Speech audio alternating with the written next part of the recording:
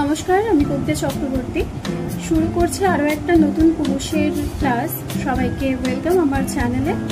আর আপনারা যদি চ্যানেলে কেউ নতুন থেকে থাকেন অবশ্যই চ্যানেলটি সাবস্ক্রাইব করে আমার পাশে থাকবেন। আগে দুদিন আমি শিখিয়েছি, একদিন শিখিয়েছি চেন কিভাবে বানাবো এবং আরেকদিন শিখিয়েছিলাম সিঙ্গেল ক্রোশেট কিভাবে বানাবো। তো তার লিঙ্ক আমি ডেসক্রিপশন বক্সে দিয়ে দেবো। যারা আমার চ্যানেলে নতুন আছেন এবং কুরুশের কাজ শিখতে চাইছেন তারা অবশ্যই চেক আউট করে নেবেন। আজকে আমি হাফ ডাবল ক্রোশেট শেখাবো। তার জন্য আমি কিছু চেন আগে থেকে বানিয়ে রেখেছি। তো এই চেনগুলোর উপরে আমি হাফ ডাবল ক্রোশেট বানাবো। তো তার জন্য আমি উল নিয়েছি, আর এই উলটার রেকমেন্ডেড হুক সাইজ হচ্ছে 4.5 mm হুক। ঠিক আছে, তো আমি সেটা নিয়ে নিয়েছি, আর সঙ্গে রয়েছে সিজার।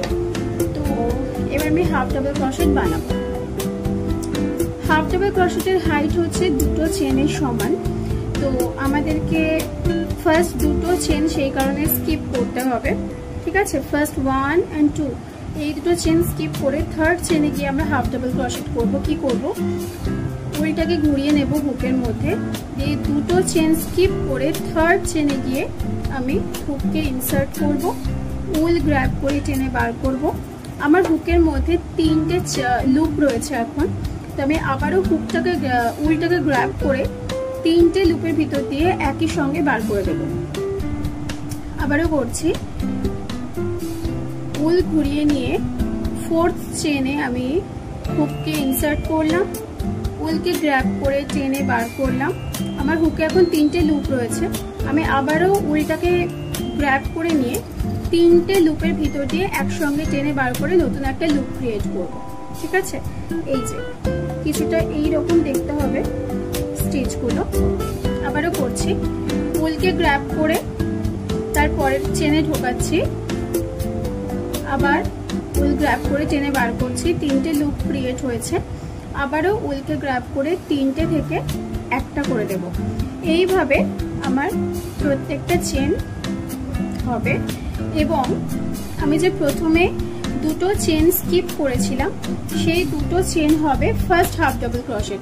মানে আপনারা যখন হাফ ডাবল ক্রোশেটের মাধ্যমে কোনো প্রজেক্ট বানাবেন তখন তার যে বেস চেনটা হবে সেই বেস চেনের পরের যে রো মানে সেকেন্ড চেনটা বানাবার পরে বেস চেন বানাবার পরে যে ফার্স্ট রোটা করবেন হাফ ডাবল ক্রোশেটে, সেখানে আপনাকে দুটো চেন স্কিপ করে তারপরের চেনে থার্ড চেনে গিয়ে হাফ ডাবল ক্রোশেট করতে হবে। তো থার্ড চেনে হাফ ডাবল ক্রোশেট যেটা করবেন সেটা হবে আপনার সেকেন্ড হাফ ডাবল ক্রোশেট। আর ফার্স্টে যে দুটো চেনকে স্কিপ করেছেন সেটা হবে আপনার ফার্স্ট হাফ ডাবল ক্রোশেট। ওকে, যেমন এখানে এখনো পর্যন্ত আমি হাফ ডাবল ক্রোশেটের স্টিচ বানিয়েছি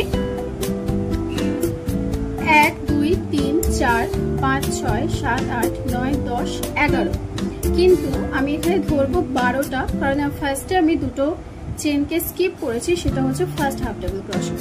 ঠিক আছে, সেটাকে কাউন্ট করে আমি টোটাল এখনো পর্যন্ত 12টা হাফ ডাবল ক্রোশেট বানিয়েছি। তো এইভাবে কন্টিনিউ করতে থাকবো। উল গ্র্যাব করে পরের স্টিচের মধ্যে হুকটাকে ইনসার্ট করব, একই রাস্তা দিয়ে উলটা বার করব, তিনটে লুপ হবে, তিনটে থেকে একটা করব।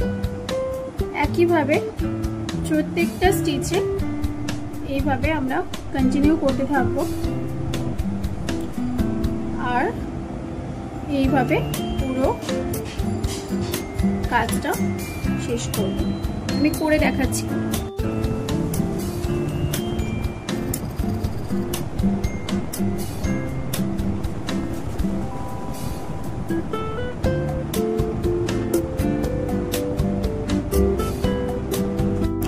তো এখানে আমি পুরো রোটা কমপ্লিট করলাম। তো রোটা কিছুটা এরকম দেখতে লাগবে। ঠিক আছে, তো এবারে নেক্সট রো, এটা আমার ফার্স্ট রো কমপ্লিট হয়ে গেল। বেস চেন বানাবার পরে এটা আমার ফার্স্ট রো যাচ্ছে হাফ ডাবল ক্রোশেট। এবার সেকেন্ড রোয়ে কি করব, আমরা লাস্ট চেনে আমার হাফ ডাবল ক্রোশেট কমপ্লিট হয়ে গেছে, পুরো রোটা আমার শেষ হয়ে গেছে। তো এবারে এর পরের রোয়ে আমি যাব, কি করব, একটা চেন বানাবো, দিয়ে আমার ওয়ার্কটাকে টার্ন করে নেব, ঘুরিয়ে নেব। এবং এরপরে আমাদের ফার্স্ট ঘর হচ্ছে এটা হচ্ছে আমার ফার্স্ট ঘর। তো একটা চেন করে আমি ওয়ার্কটাকে টার্ন করে নিয়েছি, সুতো ঘোরাবো একদম প্রথম হুকটার মধ্যে, প্রথম লুপটার মধ্যে হুককে ইনসার্ট করে আমি ফার্স্ট হাফ ডাবল ক্রোশেটটা বানাবো। এবং এই যে একটা চেন আমি বানিয়েছি, এই চেনটা কিন্তু কোনোভাবে কাউন্ট হবে না, ঠিক আছে। এটা আমাদের যে লাইনটা রয়েছে, আমরা যদি একটা মাফলার বানাচ্ছি বা সোয়েটারের হয়তো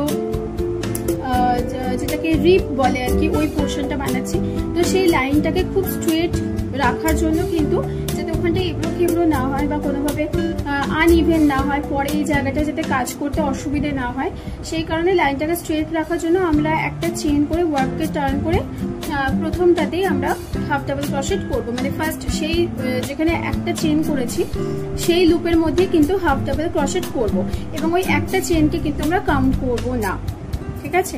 এবং একইভাবে প্রত্যেকটা চেনে আগের রোয়ে যেভাবে করলাম সেই একইভাবে হাফ ডাবল ক্রোশেট করে পুরো চেনটা কমপ্লিট করব। আশা করছি আপনাদের বুঝতে কোনো অসুবিধা হচ্ছে না। যদি বুঝতে অসুবিধা হয়, আমি আমার মতো করে ডেফিনেটলি চেষ্টা করছি যাতে আপনারা কমপ্লিটলি বুঝতে পারেন। তবু যদি আমার কোথাও কোনো ফাঁক থেকে থাকে, কাইন্ডলি আমাকে অবশ্যই আপনারা সাজেশন দেবেন, কমেন্টে আমাকে জানাবেন আমার ভিডিও আপনাদের কেমন লাগছে, আপনাদের জন্য হেল্পফুল হচ্ছে কিনা ভিডিওগুলো। আর অবশ্যই লাইক করবেন, কমেন্ট করবেন, সাবস্ক্রাইব করবেন আমার চ্যানেলে, আর যদি পারেন তাহলে অবশ্যই শেয়ার করে দেবেন যাদের দরকার, যারা আপনার বন্ধু বান্ধব রয়েছে সেখানে যদি আপনাদের মনে হয় যে ভিডিওটি হেল্পফুল হতে পারে, তাহলে আপনারা অবশ্যই সাবস্ক্রাইব করে শেয়ার করে আমার পাশে থাকবেন, ঠিক আছে। তো এই গেল সেকেন্ড রোটা, আমি পুরোটা কমপ্লিট করছি না, তো এই যাচ্ছে আমার সেকেন্ড রোটা, ঠিক আছে। এই যে এইভাবে হবে, তো এইভাবেই ওপরে উঠে যাবে, যে যতটা আপনাদের লেন্থ দরকার, যে প্রজেক্ট আপনারা বানাচ্ছেন। আপনারা এটা দিয়ে মাফলার বানাতে পারেন, এটা দিয়ে আপনারা সোয়েটারও বানাতে পারেন। স্পেশালি বাচ্চাদের সোয়েটার যদি বানাচ্ছেন, তাহলে বাচ্চাদের সোয়েটারে কি হয় যে আমাদের একটু ঘন স্টিচের প্রয়োজন হয়, যাতে ঠান্ডা না লেগে যায়, বেশি বড় হোল না থাকে। তো সেক্ষেত্রে আপনারা এই স্টিচগুলো ইউজ করতে পারেন। স্পেশালি যদি বেবি বয় হয়, ছেলেদের সোয়েটারে এই স্টিচগুলো আপনারা ইউজ করতে পারেন, মেয়েদের ক্ষেত্রেও ইউজ করতে পারেন। তো এগুলোর নিটিংটা দেখুন, এটা কিন্তু যথেষ্ট ঘন, তো আপনারা অবশ্যই সোয়েটারের ক্ষেত্রে এটা ইউজ করতে পারেন। থ্যাংক ইউ সো মাচ সবাইকে সঙ্গে থাকার জন্য। আশা করছি আপনাদের সাপোর্ট পাবো সবসময়।